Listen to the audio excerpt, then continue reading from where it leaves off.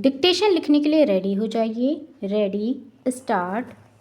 अर्धनारीश्वर शंकर और पार्वती का कल्पित रूप है, जिसका आधा अंग पुरुष का और आधा अंग नारी का होता है। स्पष्ट ही यह कल्पना शिव और शक्ति के बीच पूर्ण समन्वय दिखाने को निकाली गई होगी, किंतु इसकी सारी व्याप्तियां वहीं तक नहीं रुकती। अर्धनारीश्वर की कल्पना में कुछ इस बात का भी संकेत है कि नर नारी पूर्ण रूप से समान हैं एवं उनमें से एक के गुण दूसरे के दोष नहीं हो सकते, अर्थात नरों में नारियों के गुण आए तो इससे उनकी मर्यादाहीन नहीं होती, बल्कि उनकी पूर्णता में वृद्धि होती ही होती है। किंतु पुरुष और स्त्री में अर्धनारीश्वर का यह रूप आज कहीं भी देखने में नहीं आता। संसार में सर्वत्र पुरुष पुरुष है और स्त्री स्त्री। नारी समझती है कि पुरुष के गुण सीखने से उसके नारीत्व में बट्टा लगेगा, इसी प्रकार पुरुष भी स्त्रियोचित गुणों को अपनाकर समाज में स्त्रैण कहलाने से घबराता है। स्त्री और पुरुष के गुणों के बीच एक प्रकार का विभाजन हो गया है तथा विभाजन की रेखा को लांघने में नर और नारी दोनों को भय लगता है, किंतु लगता है कि गुणों का बंटवारा करते समय पुरुष ने नारी से उसकी राय नहीं पूछी। अपने मन से उसने जहाँ चाहा नारी को बिठा दिया। स्वयं तो वह वृक्ष बन बैठा और नारी को लता बना दिया। स्वयं तो वह वृंत बन गया और नारी को उसने कली मान लिया।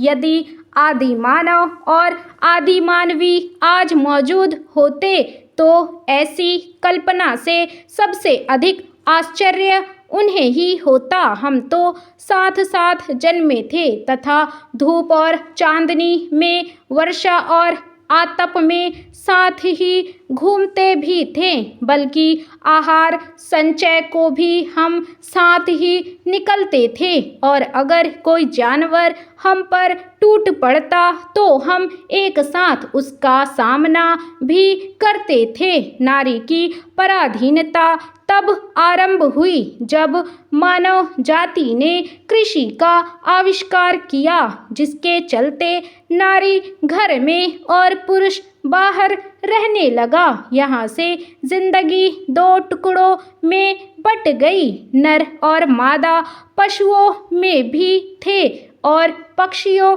में भी, किंतु पशुओं और पक्षियों ने अपनी मादाओं पर आर्थिक परवशता नहीं लादी, लेकिन मनुष्य की मादा पर यह पराधीनता आप से आप लद गई और इस पराधीनता ने नर नारी से वह सहज दृष्टि भी छीन ली, जिससे नर पक्षी अपनी मादा को या मादा अपने नर को देखती है।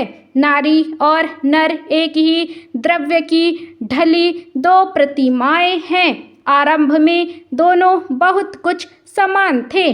आज भी प्रत्येक नारी में कहीं ना कहीं कोई एक प्रच्छन्न नर और प्रत्येक नर में कहीं ना कहीं एक क्षीण नारी छिपी हुई है, किंतु सदियों से नारी अपने भीतर के नर को और नर अपने भीतर की नारी को बेतरह दबाता आ रहा है। परिणाम यह है कि आज सारा जमाना ही मर्दाना मर्द और औरताना औरत का हो उठा है।